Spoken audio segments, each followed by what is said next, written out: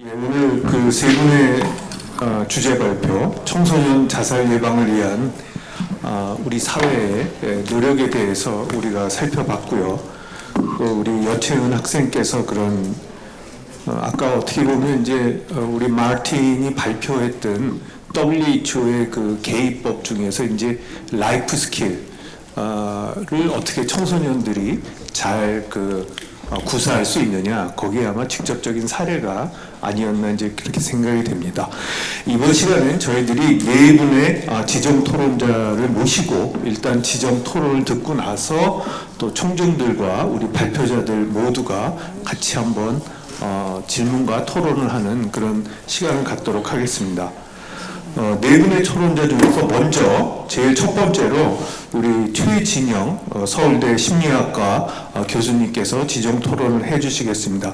선생님께서는 현재 한국심리학회장을 맡고 계시고 많은 자살 예방 활동을 하고 계십니다. 예, 박수로 청해 듣겠습니다.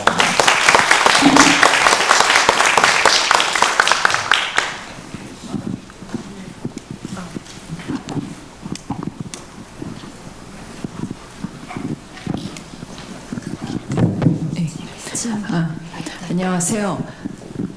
한국심리학회 회장 최진영입니다. 오늘 네 분의 발표, 세 분의 발표와 대학생들의 정말 그 활기 넘치는 다소 약간 우리가 자살 예방이나 자살에 대해서 얘기하게 되면은 조금 그 침울해질 수도 있는데 잘 들었습니다.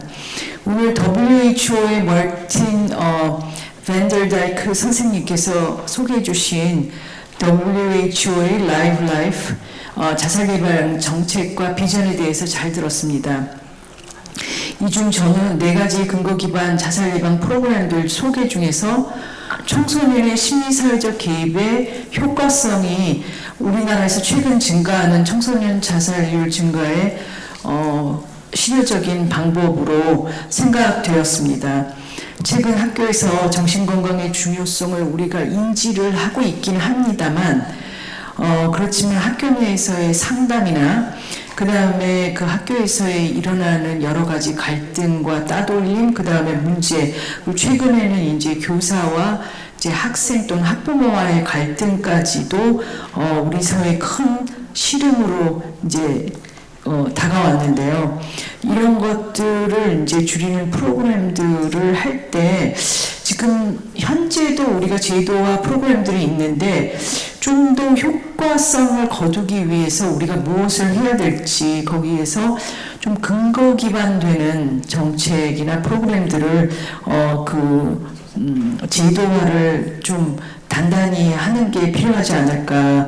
그리고 이럴 때 심리사회적인 접근이 좀 들어가야 되지 않을까. 제가 마무리 발언을 하면서 그 부분은 조금 더 말씀드리겠습니다.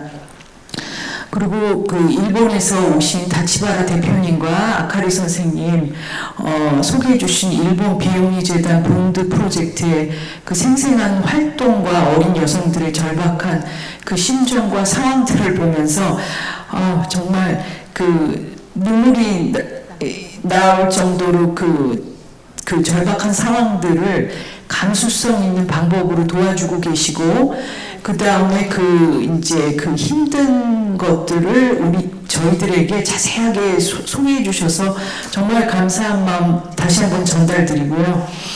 그리고 평상시 이 젊은 여성들이 자신의 모습을 보여주기 힘든 상황에 있는데 이런 이야기를 안전하게 할 수 있는 장소와 플랫폼을 제공하고 있다는 점과 더불어 실제 이분들이 살 공간이 없을 때 피난처를 마련해주고 있는 모습들을 보면서 우리 사회가 자살 문제에 대해서 조금 더 깊이 있게 생각해야 되는 거 아닌가, 그런 생각이 들었습니다.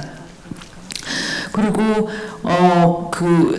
다음 발표 백종호 교수님께서 우리 코로나 팬데믹 이후 증가하고 있는 청소년 자살 위기뿐만 아니라 지난 30년 동안 우리 한국 사회가 어떻게 변화하면서 자살이라는 문제가 등장했고 그 자살 문제가 변화하고 있는 모습을 통계들과 그 다음에 이제 사례들을 통해서 소상히 발표해 주셨습니다. 이런 것들을 통해서 지금 우리 사회에서는 청소년 또는 청년의 정신건강과 자살 문제가 국가의 자살 정책의 주요 의제로 등장하는 것을 느낄 수 있었습니다. 오늘 발표는 우리 사회가 경험하고 있는 사회적 연결 또는 소속감의 부재, 시민사회적인 트라우마, 또 이와 엉켜있는 경제적인 어려움, 학교나 가정에서의 어려움이나 갈등 또는 따돌림, 이런 것들이 있는데 그런 문제를 해소할 수거나 갈등을 중재할 수 있는 장치들이 부재하다는 생각들이 들고요. 그렇기 때문에 이런 것들을 우리 제도에 녹여낼 수 있는 자살 예방 정책이 되는 것이 아마 효과가 있지 않을까 그런 생각이 듭니다. 자살은 사실 상당히 복합적인 요인으로 유발되는 사건이기 때문에 통합적인 접근법이 가장 효과적이라는 것이 대부분 국제 전문가나 기구들이 말하고 있는 바입니다. 우리나라 자살 예방 정책과 제도가 이제 가정, 학교나 직장에서 경험하는 우리 사회적 환경, 이 마음의 고통으로 이어지는 이 문제에 대해서 관심을 갖는 것의 중요성과 이런 마음의 고통을 줄여줄 수 있는 전문적인 심리적 개입을 비롯한 심리사회적인 접근의 중요성을 우리 사회가 인지해 나가고 있는 것이 아닐까 하는 생각을 좀 해봅니다. 토론을 마무리하면서 자살 예방 정책에서 앞으로 우리가 좀 더 주목해야 할 것이 있다면 저는 자살이 일어나기 전에 일어나는 심리사회적인 그 징후 또는 지표들을 좀 더 자세히 살펴볼 필요가 있다는 말씀을 드리고 싶습니다. 왜냐하면 자살 통계만에 우리가 집착을 하면은 굉장히 접근을 할 때 좌절할 수도 있고, 이제 효과가 그만큼 좋지 않을 수도 있다는 연구들이 있어서요. 그래서 자살 예방 연구들은 지금 자살을 예측하는 가장 유의미한 심리적인 요인으로 절망감 또는 무망감을 얘기하고 있습니다. 10여 년 전 미국 대륙이 경제난을 겪으면서 휩쓴 절망의 죽음이라는 현상이 있죠.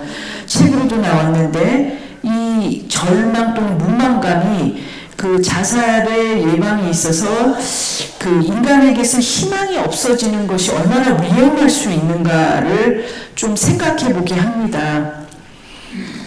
또 하나 만성적인 통증, 그게 신체적인 통증이건 마음의 고통이건 만성적인 통증은 사람이 감내하기 힘들다는 뇌과학적 연구도 있습니다. 그만큼 만성적인 고통이 굉장히 위험한 요인인데, 오늘 사실은 일본에서 많은 여성들이 거기에다가 올린 글들을 보면서 심리적 고통이 굉장히 섬세하게 표현되는 걸 보고 굉장히 이 부분을 우리가 좀 놓치고 있지 않았나 그런 생각도 들었습니다. 그래서 또 하나의 연구에서 사람이 삶에 희망이 없다고 느끼는 무망감이 이게 만성적 고통과 같이 결합될 때 죽음에 대한 두려움이 없어진다는 연구가 있습니다. 그래서 이런 거는 자살에 대한 억제력을 없애게 되기 때문에 굉장히 고위험 자살로 되기 때문에 이런 부분들을 우리가 좀 자세히 들여다보면서 이런 것들을 어떻게 우리가 감지해낼 수 있는가, 굉장히 섬세한 손길들이 필요한데, 저는 오늘 일본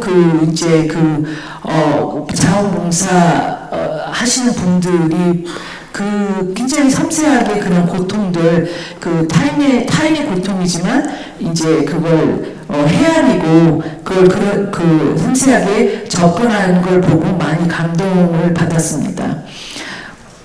그래서 저희가 사실은 개인으로도 그렇고 사회적으로 우리를 돌아보는 건 참 힘든데 오늘 김영 세계은행 전 총재님이 우리한테 이제 이게 자살이 극단적인 선택이 아니라 사회적 문제라는 거를 증명하라고 거의 숙제를 주시는 것 같아갖고 사실은 이제 저희가 이게 우리 사회적 문제라는 거를 아마 다들 이해하게 된 것 같아요, 이제는. 그래서 이런 것들을 우리가 이제 돌아볼 시기가 됐는데 좀 고통스럽지만 찬찬히 자살 예방 정책을 보완해 나가면은 말씀하신 것처럼 저희도 30% 3분의 1 자살률을 낮출 수 있는 날이 멀지 않아 오지 않기를 빌면서 또한 힘을 더하기를 제가 노력을 하겠습니다. 감사합니다. 예, 감사합니다. 오늘 자살에 이르게 된 그 심리적 과정에서 그런 무만감이라든지 어떤 신체적 또는 정서적 통증에 대한 것들을 좀 강조를 해주셨고요. 실제 청소년들한테 사실은 자살 이전에 가장 중요하게 나타나는 어떤 경고랄까요? 이런 걸로서 우리가 요새 자해를 많이 보게 되는 것 같아요. 그래서 그런 신체적인 어떤 통증을 유발함으로써 어떤 정신적인 통증을 오히려 감소시키려는 이러한 시도들이 계속해서 우리 청소년들에게 많이 일어나고 있는데 이러한 어떤 그 비자살적인 자해도 종국에 가서는 또 자살을 유발할 수 있는 이런 행동이기 때문에 상당히 또 우려가 되는 상황이 아닌가 생각이 됩니다. 예, 뭐 아까 김용 총재도 말씀하셨고 우리 마틴께서도 이제 유엔에서도 이제 2030까지는 이제 자살률을 3분의 1로 줄이자라는 이제 계획들을 말씀하셨는데 또 여기에 대해서 우리 보건복지부의 자살 예방 정책과 우리 이두리 과장님께서도 우리나라도 5년 이내에 30%의 자살률을 좀 줄여 나가겠다라는 계획도 발표하셨는데 예, 그럼 이두리 과장님 초청해서 또 지정 토론 들어보도록 하겠습니다. 박수로 맞이해 주시죠. 네, 반갑습니다. 복지부 자살예방 정책과장 이두리입니다. WHO에서 제시해준 자살예방 정책 틀을 저희도 지지하고 WHO 제시한 자살예방 정책에 따라서 정부 정책도 그러한 틀을 갖추고 지원을 강화하려고 노력하고 있습니다. 제5차 기본계획을 금년 4월에 발표했고요. 그 발표했던 여러 정책 방향성은 WHO가 제시한 대로 자살 보호 요인을 증진시키고 이용 요인을 감소시키는 여러 정책들을 담았고 또 자살률 30% 감소를 목표로 해서 정책 지원을 강화하겠다는 내용이 담겨져 있습니다.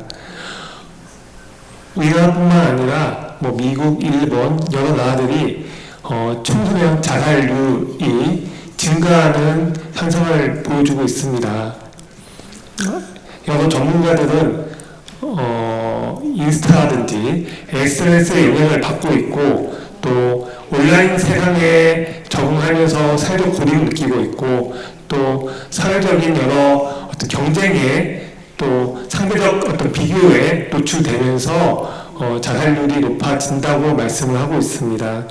이런 부분에 대해서 여러 가지 제시했던 오늘 일본의 사례라든지 또 앞서서 방송을 보여줬던 매경 TV에 보여줬던 싱가포르 사례라든지 이런 부분에 대해서 저희도 고려하고 정책적 지원 강화할 부분들이 여러 가지 있다고 생각합니다. 특히 동료 모임, 동료 멘토, 동료 지지 체계인 싱가포르에 제시했던 리치팀 통해서 학교에서 지원했던 것처럼 또 오늘 좀 시범으로 활동하고 있던 라이키 활동을 통해서 학교 내에서 청소년들이 어려움 있을 때 도움을 요청하고 지원을 받는 것들을 교육부에서 강화할 수 있도록 저희 자살예방 정책 총괄 부서인 복지부에서 함께 힘을 모으도록 하겠습니다.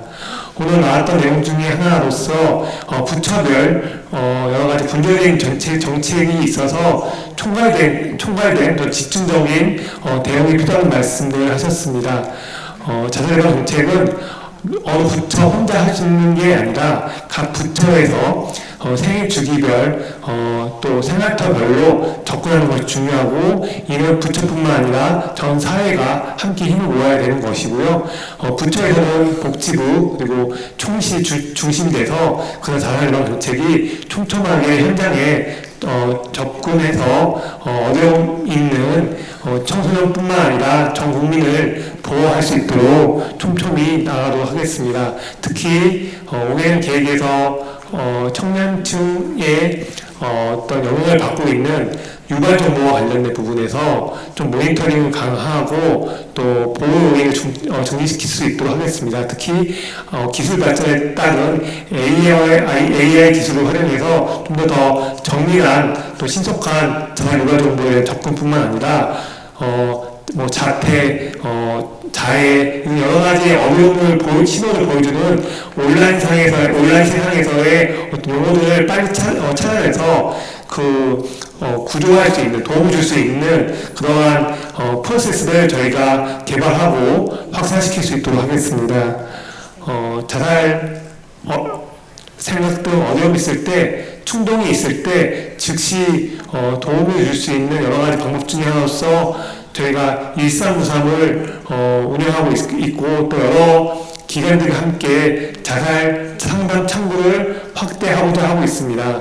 이런 부분에 있어서도 저희가 지금 주요한 정책을 펴고 있는데, 예를 들자면 자살 상담 전화를 좀 보다 더 친숙하고 알기 쉬운 세 자리 대표 번호도 통해서 상담에 접근성을 높이는 것도 생각하고 있고요. 또 상담에 대한 부분을 병원에서의 정신건강 검진을 확대해서 병원에서의 치료를 강화하는 것뿐만 아니라, 또 병원이 아니어도 여러 가지 종교라든지 또 상담 어떤 창구를 다변화해서 정신건강뿐만 아니라 또 마음 안정화하는 부분에 있어서도 외롭지 않고 지지할 수 있는 사회 각계의 체계를 구축하는 데 힘을 모으도록 하겠습니다.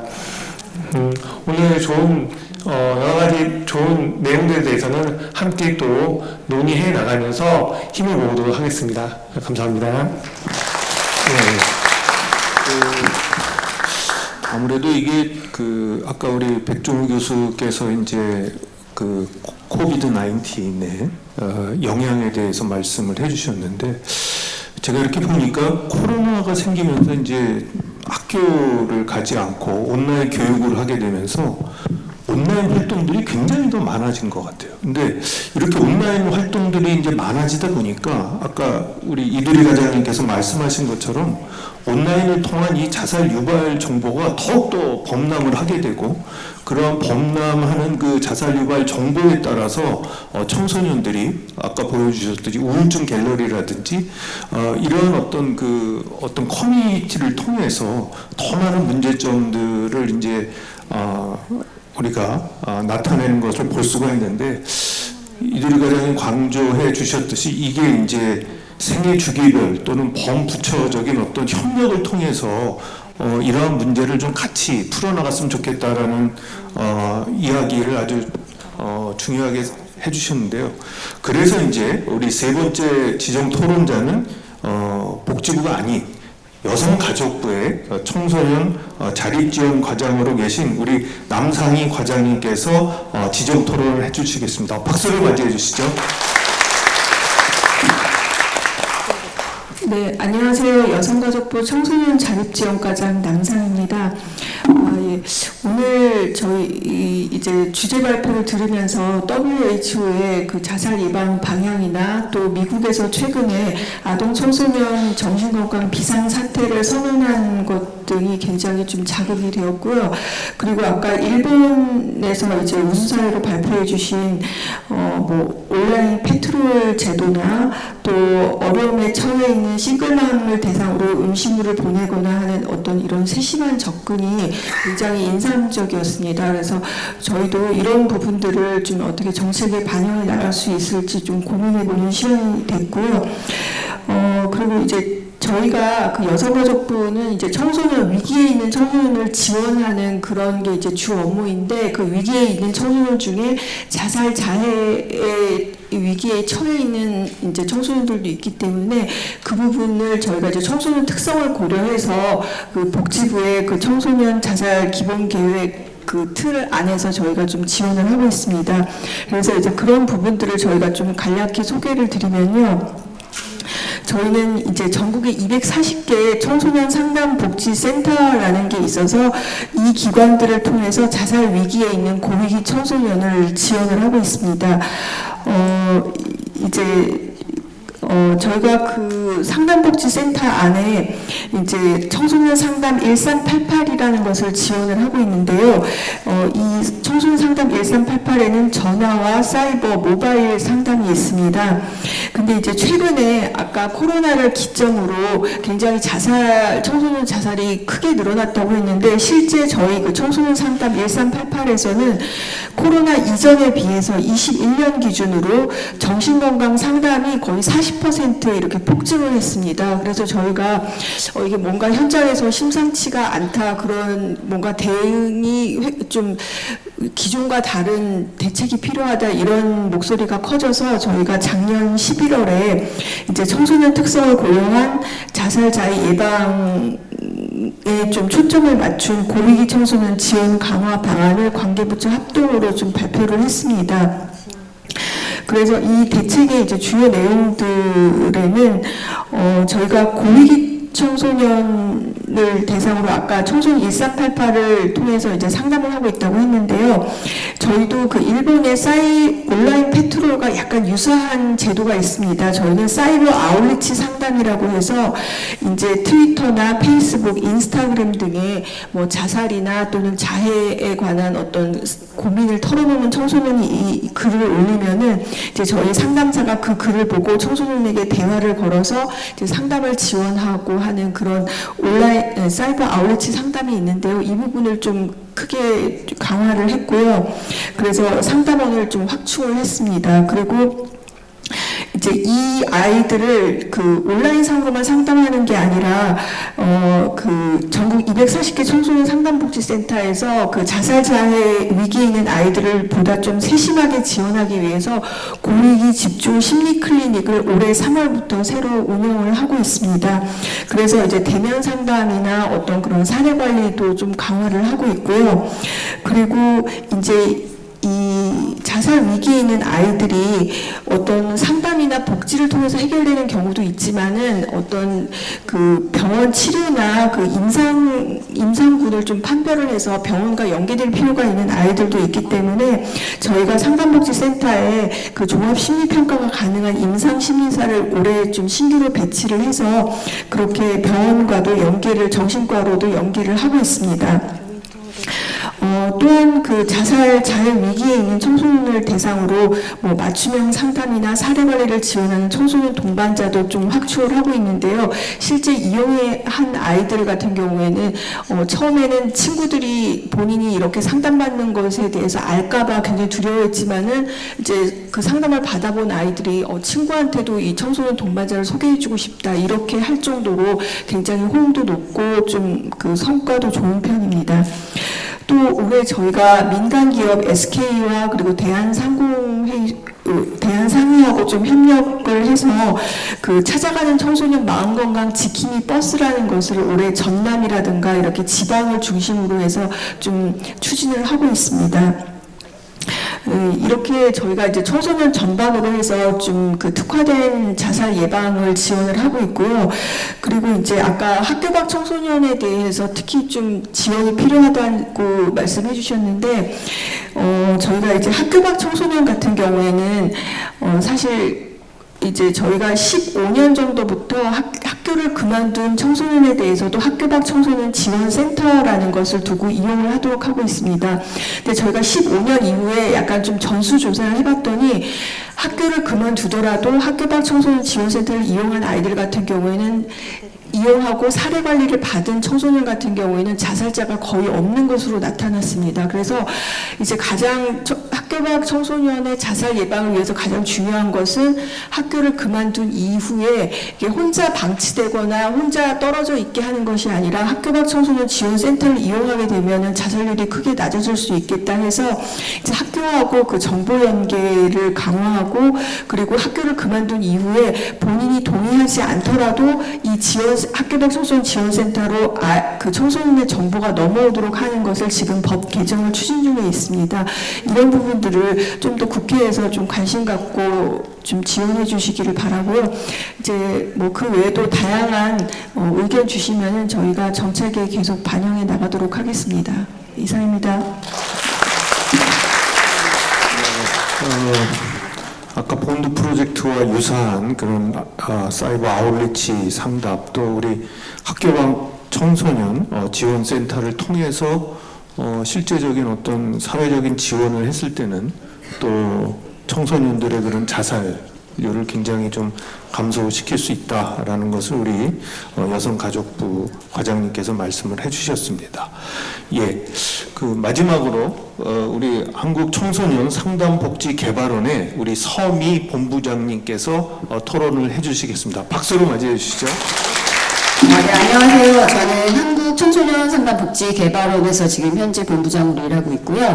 저희 기관을 잘 모르실 것 같아서 간단하게 설명드리면 저희는 그 옆에 계신 여성가족부 산하 공공기관이고 저희가 이제 주로 하는 일이 그 학교 밖 지원센터나 청소년 상담복지센터가 한 220여 개 이제 전국에 있다면 거기에 프로그램을 저희들이 이제 개발해서 이제 저희가 보급하는 역할을 주로 하고 있습니다. 그래서 아까 그 과장님께서 말씀하신 것처럼 저희 그 자살자의 집중 심리 클리닉이나 이제 이런 것과 관련된 자살자의 프로그램 같은 것들은 이제 저희가 연구를 해서 보급을 하고 진행을 하고 있고요. 그래서 프로그램들이 아까 심리학 회장님께서도 말씀해 주셨지만 그 프로그램 자체가 기본적으로 그 근거 기반에 의해서 만들어진 프로그램이에요. 그래서 비자살적 자해, 자살적 자해 프로그램을 만들어서 사전 사후 그 효과성 검증을 하고 시범 운영을 한 다음에 지금 이제 현재 전국에서 운영을 하고 있습니다. 그래서 그 팀 중심으로 조금 운영이 되는 프로그램이고요.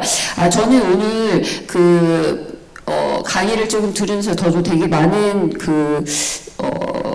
고민들과 많은 숙제와 그 다음에 굉장히 많은 배움을 얻은 것 같습니다. 특히 이제 마틴 선생님께서 얘기하신 것 중에 뭐 여러 가지 있는데 특히 저는 이제 상담자나 연구자로서 제가 되게 관심을 많이 갖게 된 게 그 스티그마에 대한 부분들이 참 중요하다는 생각을 하게 됐습니다. 그러니까 제가 이제 상담을 지금 현재 제가 어떤 연구를 하고 있냐면 그 자살 시도를 한 다음에 그 살아남은 아이들 중에 이제 상담이나 이런 거를 통해서 잘 회복하고 있는 아이들 대상으로 저희가 이제 자살 시도 개입 연구를 하고 있습니다. 그래서 아이들 한 10명을 인터뷰를 했거든요. 근데 이제 그 아이들 중에 그런 얘기를 하는 아이들이 있었어요. 그러니까 어떤 것들이 이제 상담을 통해서 이제 살아남게 됐는지 뭐 이런 얘기들을 해보면 나를 문제가 되게 많은 사람, 그러니까 내가 자살까지 갔으니까 굉장히 큰 원인을 갖고 있을 거라고 사람들이 생각을 하잖아요. 근데 그래서 빨리 그 자살까지 하게 된 원인을 빨리 말해봐. 무엇 때문인데 이렇게 굉장히 상담자는 도와주고 싶으니까 물어보는데 결국 자기를 그렇게 보는 것보다는 그런 상담자보다는 자기를 약간 처음에는 물어보고 모른 척하면 좀 놔주고 무던하게 보면서 계속 약간은 자기를 그냥 대등한 사람으로 봐주는 그냥 함께 버텨주는 그런 상담자가 자기는 되게 좋았다고 얘기하더라고요. 그래서 물론 우리가 문제를 가지니까 자살까지 갔다는 거는 그 아이가 굉장히 힘든 경험들을 갖고 있는 거는 맞지만 그 힘든 경험을 통해서 그래도 이 아이가 살아남기 위해서 견디기 위해서 견뎌내고 있었다라는 것들을 우리가 봐주고 그거를 같이 버텨주는 것 이런 게 굉장히 중요할 거다라는 생각이 들어서 그러니까 그 마틴이 얘기했던 그런 그 문제 있는 아이 를 이렇게 보는 것보다는 좀 더 경청하고 공감하고 이렇게 보는 것이 중요하다는 것들이 저에게 굉장히 마음에 와닿았고요. 그 다음에 그 번드 프로젝트에서는 제가 되게 저희 보면서 특히 정말 참 상담자들이 되게 헌신적이다 그런 생각을 했습니다. 그리고 특히 그 아이들 중에 뭐 내가 필요 없다 나는 소용이 없어진 것 같다 뭐 이런 얘기를 할 때 저도 보면서 이 자살 위기까지 간 친구들이 얼마나 내가 필요한지, 내가 얼만큼 세상에 연결되고 싶은지 이런 생각들을 많이 하게 되었어요. 그래서 정말 연결해 주는 것이 되게 중요하구나 그런 생각을 많이 했고요. 그 다음에 이제 백종우 그 센터장님께서 이사장님께서 얘기하신 것 중에서는 진짜 우리 정책적으로 정말 지역 사회가 그 모두가 함께 제가 보면은 예를 들어서 지역의 학교에도 위클래스 위프로젝트가 잘 되어 있고요. 그 다음에 지역사회에도 정신건강보건센터도 있고요. 그 다음에 청소년 상담복지센터, 그 다음에 학교박지원센터 굉장히 많은 인프라는 많이 있는 것 같아요. 근데 이런 모든 것들이 다 통합이 돼서 뭔가 아이들을 위해서 도움을 준다면 참 좋겠다. 지금 그런 노력들을 많이 하고 계시고요. 그래서 그런 것들이 되게 필요하다는 생각을 했고 저는 개인적으로 상담자로서 보호자의 어떤 책무감 이런 것들이 정말 필요하다. 그래서 이런 것들이 진짜 그게 되게 참 정책적으로도 여러 가지 많은 생각을 하게 되었습니다. 그래서 그런 생각을 하면서 제가 그 자살 시도 연구를 요번에 하면서 되게 궁금했어요. 아이들이 사실은 자살을까지 가는 아이들은 아까 학 기자님도 말씀하셨듯이 굉장히 뭐 무만감, 절망감 되게 많은 스트레스를 갖잖아요. 그리고 제가 연구를 해보니까 자살에 대한 요인들은 너무 다양하다는 거예요. 뭐 아이들 같은 경우는 학교 폭력도 있고 가정 폭력도 있고 굉장히 많고 어떤 경우는 되게 오래 가지고 있다가 어느 순간에 하고 이런 경우들이 많거든요. 그래서 왜 이 시점에서 자살 시도를 했을까? 그 촉발 요인이 되게 궁금했어요. 근데 저는 오늘 강연자들께서 얘기해 주신 거랑 굉장히 별반 다르지 않은데 아이들이 얘기한 것 중에 굉장히 큰 게 뭐였냐면 연결성의 상실이었어요. 그러니까 버틸 힘이 없어지고 버틸 이유가 없어지고 연결이 부재하고 근데 이게 큰 게 아니라 예를 들어서 제가 이제 인터뷰했던 아이 같은 경우에는 자기는 초등학교부터 계속 자살에 대한 생각을 많이 했다는 거예요. 근데 죽지 않았어. 그리고 초등학교 때도 중학교 때도 죽지 않았어. 근데 왜 안 죽었냐면 자기 학교를 가도 항상 어떻게 죽지를 맨날 생각을 했는데 딱 하나 자기가 갔을 때 책을 이제 도서관에 갔는데 도서관에 있는 사서 선생님이 야 너 도서관 자주 오니까 여기서 도서관 사서 역할 좀 해. 이 연결 해준 거 책무감 하나. 그러니까 내가 세상에 그래도 살 이유가 있었다는 거죠. 근데 고등학교를 오니까 그런 게 없어졌다는 거예요. 그래서 제가 말씀드리고 싶은 건 뭐냐면 우리가 그런 많은 아이들이 갖는 우울감이나 절망감이나 이런 것들을 당연히 다뤄주는 건 중요하지만 실제로 이 아이들이 버텨온 아이들의 그 연결성, 그 보호 요인 같은 것들이 상실되지 않도록 우리가 그 보호 요인을 더 강화시켜주는 것, 결국 견디는 건 아이들이니까 그런 역할을 해주는 것이 굉장히 중요할 거라는 생각을 많이 해서 아까 그 지역사회 역할, 보호자의 역할 이런 것들이 강화되는 게 되게 중요한 것 같고요. 아까 말씀드렸듯이 우리가 자살 위기에 있는 아이들을 볼 때 이 아이들을 보는 어떤 그런 관점에서 정말 함께 하는 것이 되게 중요하다. 그러니까 얘네들이 어차피 견디고 버티는 건 아이들이고 어쩌면 이 순간에 위기를 갖고 오더라도 내 눈앞에 있는 아이들은 결국 견뎌오고 있는 아이들이라는 생각이 들거든요. 그러면 그 아이가 조금 덜 힘들게 버틸 수 있도록 내가 같이 해준다. 그리고 함께 해준다. 그런 것들을 하는 것이 우리 역할이라는 생각이 많이 들었습니다. 그래서 그런 것과 함께 제가 좀 들었던 생각은 저희가 이제 자살자의 이 집중심리 클리닉이나 이런 거 해보면서 느낀 게 상담자나 이제 이런 사람들도 사실 혼자 이런 역할을 하기가 참 어려운 것 같아요. 왜냐하면 우리가 공감해주고 지지해주라는 얘기를 많이 해서 많이 들으려고 해도 사실은 불안하기 때문에 듣기가 어렵거든요. 그래서 이 자살이라든지 자살 뭐 이런 시도나 이런 위기가 있을 때 이 한 팀이 돼서 상담자 혼자의 역할이 아니라 또는 우리가 하는 어떤 상담자나 교사나 지도자나 이런 지지 한 사람의 역할이 아니라 그 사람들이 같이 어떤 사람과 같이 버티면서 할 수 있는 그런 체계들이 마련이 되면 참 좋겠다는 생각을 해봤습니다. 예, 이상입니다. 네, 감사합니다.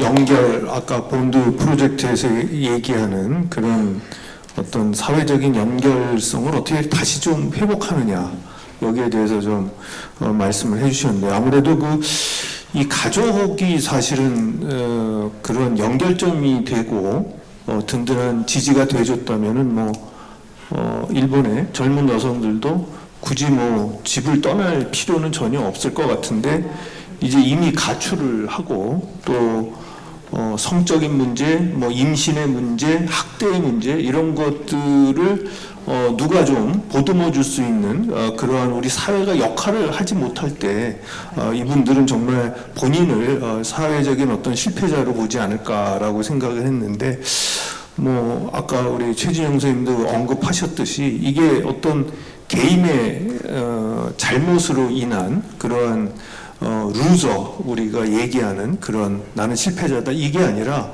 이들을 제대로 보살피고 희망을 갖게 하지 못한 우리 사회 전체가 우리가 실패한 사회다. 그래서 아까 소셜 빅토리라는 말씀을 해주셨는데 우리가 다시 그러한 어떤 보호 기능을 좀 확보하고 우리 사회 전체가 승리로 갈 수 있도록 노력을 하자는 아주 중요한 말씀을 해주셨는데 아마 그 가장 그 기본적인 어떤 연결고리를 개인이 가지게 하는 것이 굉장히 좀 자살 예방에 있어서 우리 청년들에게 가장 중요한 과제가 아닌가 이렇게 생각을 했습니다. 예, 네 분의 우리 토론자들께서 발표자들의 내용에 대해서 또 자세하게 토론을 해주셨는데 이제는 이제 궁금하신 점, 실제 또 하시고 싶은 말씀을 우리 청중들께서 해주시면 또 같이 우리가 토론을 진행하는 네, 우리 양두석 선생님께서 예, 합창도 잘 해주셨는데 네. 말씀해 주시죠.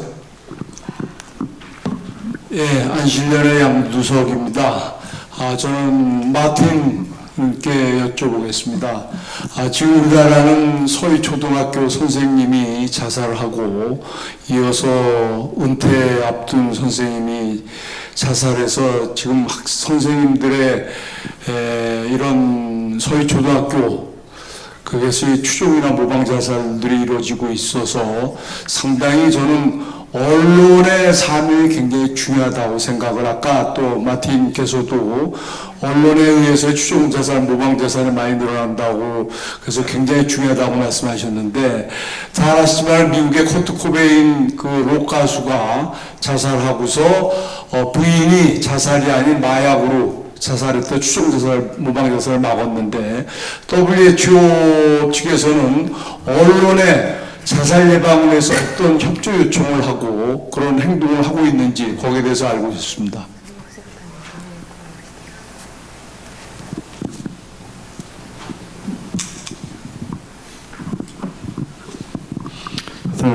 Thank you very much for this very good question. I'm sorry to hear about this incident in Korea, and I think this is very sad. At the WHO, we have developed technical guidance on media reporting.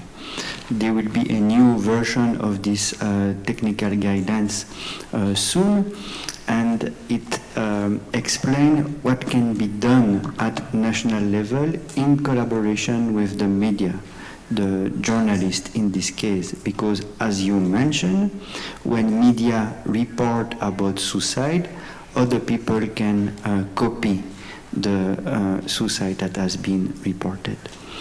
That being said, it is up to the countries to implement and adapt the technical guidance that has been developed by the WHO and to articulate those in policies at national level. So if one of my colleagues wants to add about this, please feel free. Thank you.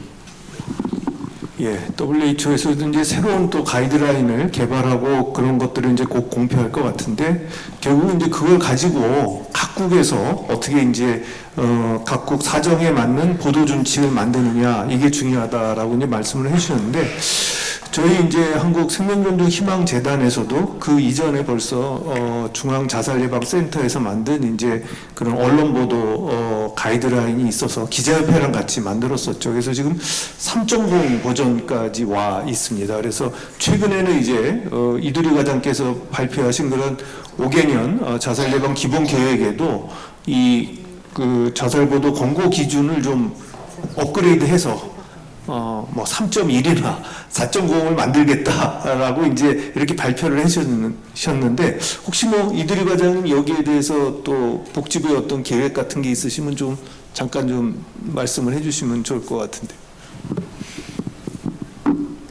예, 말씀하신 대로 저희가 언론 보도와 관련된 부분에서 굉장히 중요하고 또 언론 기사화되는 것뿐만 아니라 영상문에서도 어떻게 그 방송이 되고 또 자살 수단, 방법, 뭐 자살 환경들이 어떻게 노출되는 게 되게 중요하기 때문에 언론계 협조가 되게 중요합니다.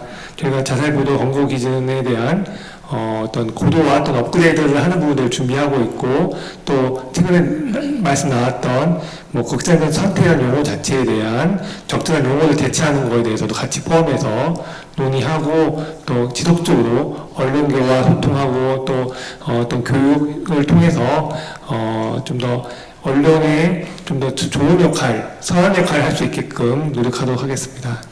예, 다들 아시면 강남의 그 여고생이 생중계로 자살하는 장면을 언론에서 막 보도를 해서 추정자살, 모방자살이 많이 일어났다고 너무너무 마음이 아픈 사연인데 저는 이제 복지부가 언론이 굉장히 세지 않습니까? 그래서 이분들과의 같이 세미나라든가 그래서 특히 주요 매체, 조중동이라든가 주요 매체들은 그래도 약간 지키는 편이지만은 인터넷 매체들이 굉장히 많지 않습니까? 그분들은 사업적인 이익으로 클릭수에 따라서 자기들 이익을 취득하기 때문에 그런 분들하고 그룹핑을 해가지고 세미나라든가 정식 사회부장이라든가 이런 분들한테 정식 정부가 언론에 요청을 해서 자꾸 도움을 요청을 해서 이게 바로 사람이 죽어가는 거니까 그래서 뭐 사실 보도 특히 교통사고라든가 이런 사고들을 열심히 보도를 해야 되죠. 그러나 자살만큼은 보도 않는 것이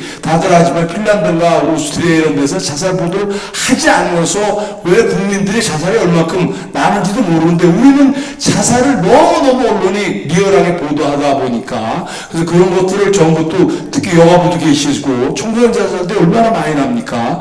같이 협조 체계해서 여가부하고 복지부라든가 이런 정부 부처들이 언론에 정중하게 세미나라든가 이런 거를 요청을 해서 도움을 구하는 것이 좋은 길이라고 생각합니다. 이상입니다. 감사합니다. 제가 그 일본의 준 다치바나에게 한번 질문을 해보겠습니다. 일본에서는 이러한 보도 준칙이 있는지 또 지금 라인을 통해서 이제 본드 프로젝트를 하고 있는데 그런 소셜 미디어에 대한 어떤 자살 정보, 유발 정보에 대한 또 가이드라인 또는 어떤 그 법적인 제재 같은 것들이 일본은 어떻게 돼 있는지 좀 설명을 해주시면 또 도움이 되지 않을까 이렇게 생각이 듭니다.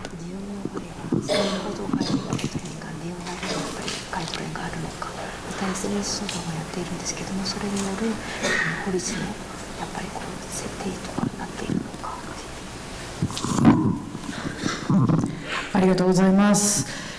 ガイドラインは日本でもあります。自殺報道に関してのガイドラインはあります。 일본도 자살 보도 가이드라인은 있습니다. で私たちも SNS 相談やるときにいろいろとその、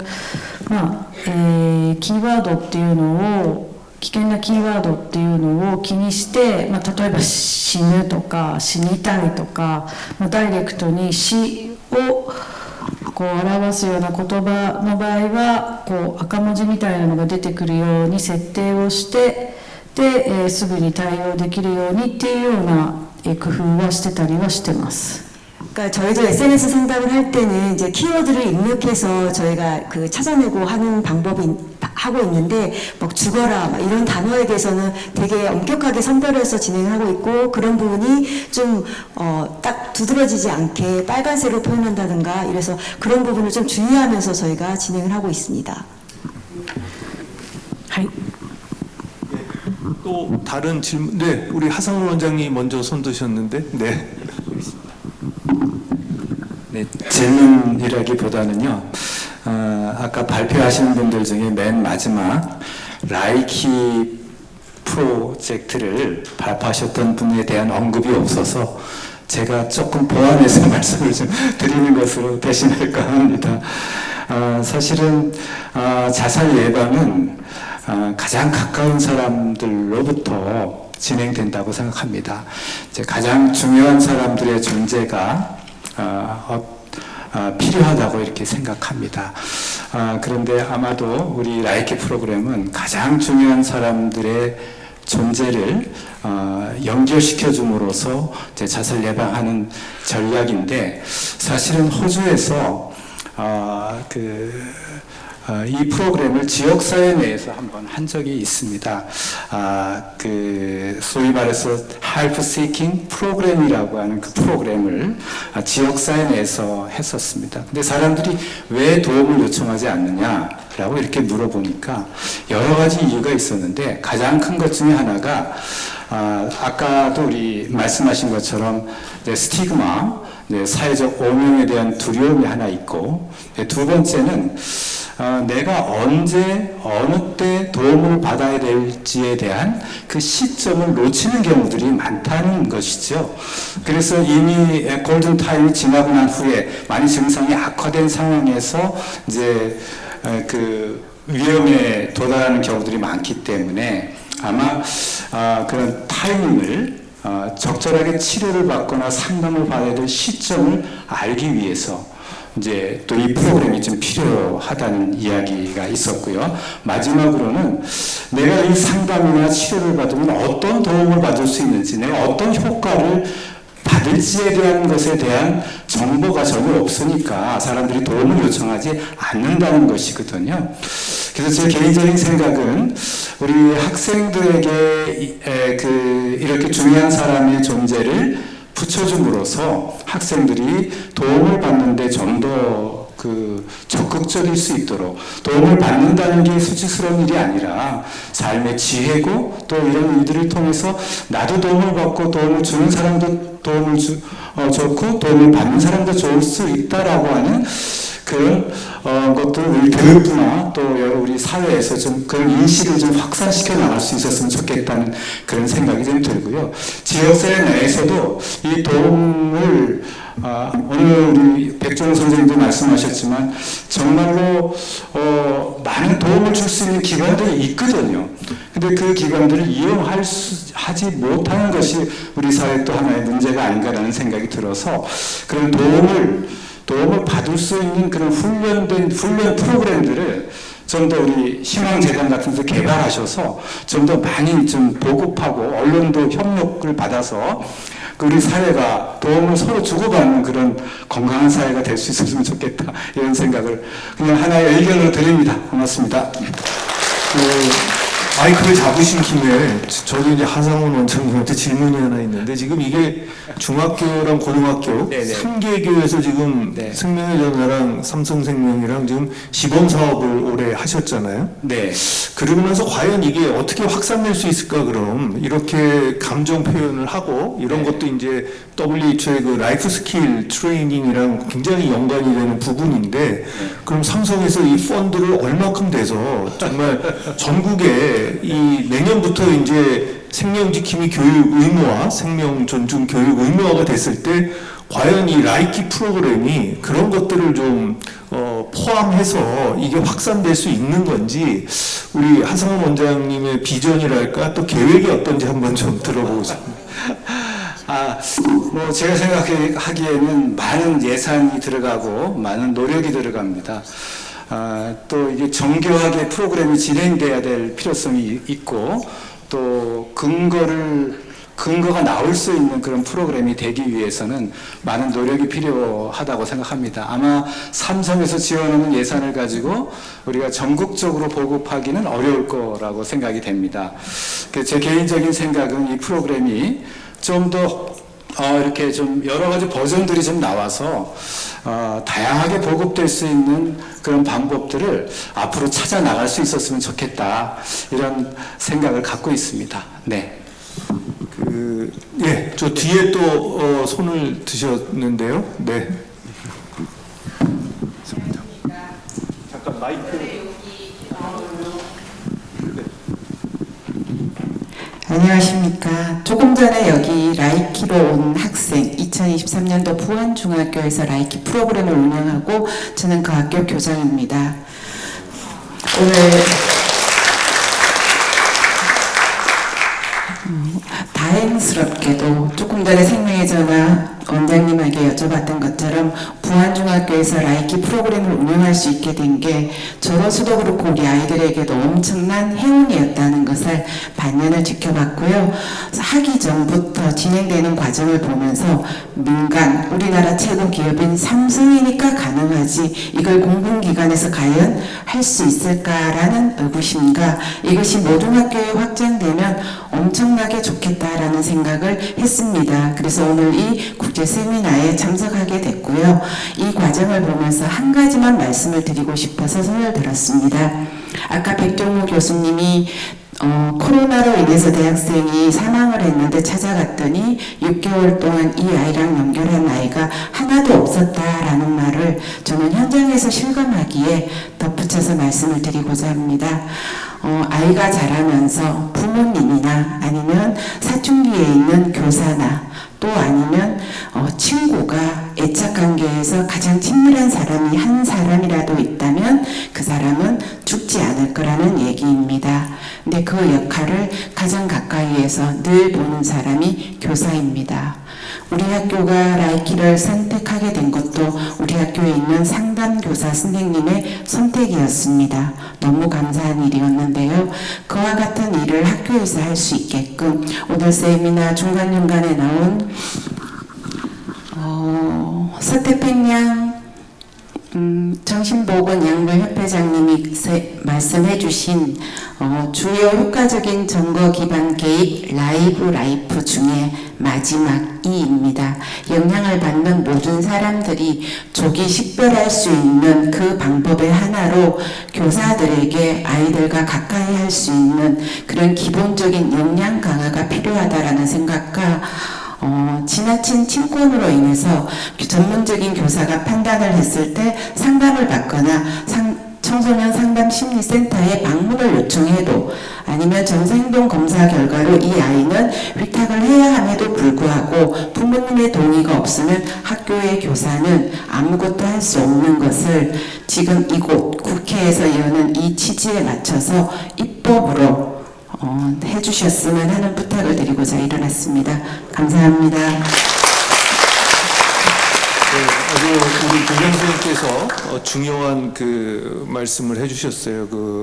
어떻게 보면 이제 청소년이기 때문에 보호자의 동의가 없이 여러 가지 조치가 일어나기가 상당히 어렵다고 우리 백종원 선생님 언급해 주셨는데 혹시 우리 서미 본부장님 저렇게 학교에서 행동 척도를 통해서 그렇게 의뢰됐을 때 우리 애는 문제 없는데 나는 거부합니다. 이런 경우가 실제 많이 있습니까? 지금 교장 선생님 말씀하신 부분 전 들으면서 공감이 좀 많이 되긴 했는데요. 그런 경우가 되게 많이 있고요. 실제로 저희가 이제 그 보호자 동의가 있어야만 상담을 받는 경우들이 있어요. 근데 정서행동 특성검사 같은 경우는 당연히 보호자 동의가 있어야 올 수 있고요. 그렇지 않은 경우는 저희가 하기 어려운데 그렇지 않고 이제 아이들이 예를 들어서 자발적으로 오는 아이들도 있어요. 힘들어서 특히 이제 자살자애 같은 경우는 내가 힘들면 친구를 데리고 와요. 그래서 그런 얘기도 해요. 가끔 어떤 상담복지센터는 약간 자살자의 맛집이라 그래가지고 아이들끼리 얘기가 돼서 오는 경우가 있는데 근데 이제 그렇게 오더라도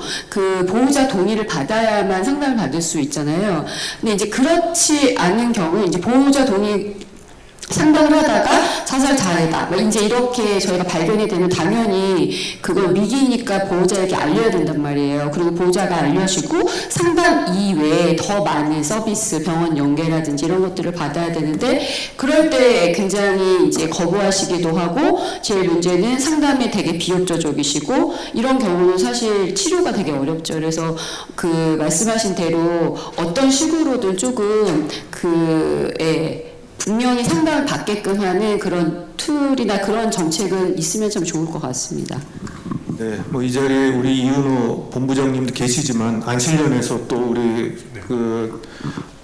자살 예방 프로그램의 지금 리스트를 보면 59명의 국회의원분들이 있으니까 지금 우리 선생님 말씀하신 그런 입법화 이렇게 청소년이 나를 좀 도와주세요. 나도 좀 살고 싶습니다 했을 때 그들을 실제적으로 살릴 수 있는 이러한 법안이 정말 마련이 된다면 오늘 우리가 이런 세미나를 개최한 아마 목표는 충분히 달성될 수 있으리라고 생각이 됩니다.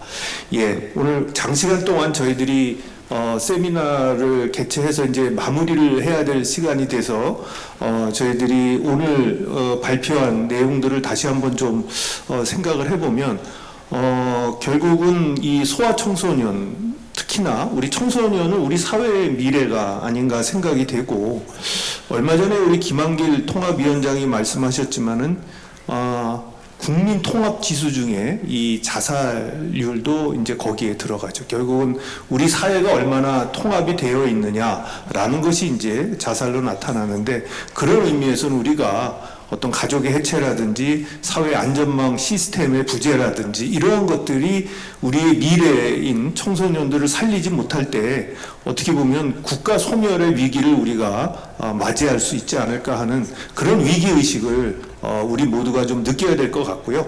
아까 김용 또 선생님께서 말씀하셨듯이 가장 중요한 게 우리 전체의 그런 단합된 노력이 과감한 투자와 접목이 됐을 때 우리가 원하는 자살률을 낮출 수 있는 목표가 이루어지지 않을까라고 말씀하신 부분이 아마 저희 결론인 것 같습니다. 그래서 이 자리에 계신 모든 분들이 생명 지킴이로서 또 생명을 존중하고 보호하는 데 앞장을 서주신다면 우리의 미래인 청소년들을 살릴 수 있지 않을까 생각하면서 오늘 발표해 주신 모든 발표자들과 지정토론자들에게 감사를 드리고 끝까지 경청해 주시고 질문해 주신 참석자 모든 분들께 감사를 드리면서 세미나를 마치도록 하겠습니다. 감사합니다.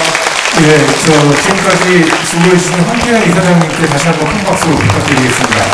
아울러서 지금 제가 사실 아시다시피 행사를 기획하고 준비했던 담당자로서 제가 1분만 조금 당부의 말씀을 드리고 싶은 게 있습니다. 한 달 전에 저에게 전화가 왔습니다. 방배동에 사는 아빠라고 얘기를 하시면서 딸이 DC 인사이드의 우울증 갤러리에서 헬륨으로 15초 만에 통증 없이 자살하는 법을 듣고 그대로 실행에 옮겨 딸이 자살을 했습니다. 아까 제가 강선우 의원께 말씀을 잠깐 드렸는데 이 SNS 위해 정보 관련해서 작년에도 26건 중에 기소된 건이 하나도 없다 이렇게 얘기를 했는데요. 지금 이 건이 아마 지금 현재 수사 중인 걸로 알고 있습니다. 그 정보를 제공한 사람이 저는 우리의 노력이 단초가 돼서 처벌을 받아야 되고요. 그 처벌을 받아서 우리 사회에서 꼭 반드시 처벌을 받는다라는 인식이 좀 담겼으면 좋겠습니다. 이 주무부처인 우리 이두리 과장님 와 계신데요. 저는 이거는 질문이 아니라 당부 드리고 싶습니다. 우리 남상희 여가부 과장님도 와 계시지만 혹시라도 이 내용 관련해서 정부의 의견을 물어본다라고 하면 저는 그에 합당한 응당한 조치를 받고 처벌을 받았으면 좋겠다라는 말씀을 끝으로 드리면서 오늘 행사를 가름하도록 하겠습니다. 정말 소중한 분들은 예 고맙습니다. 여기 계신 분들이시죠. 여기 남아 계신 모든 분들께 진심으로 감사드립니다. 이것으로 오늘 제6회 국제자살예방 포럼 국제세미나를 모두 마치도록 하겠습니다. 고맙습니다.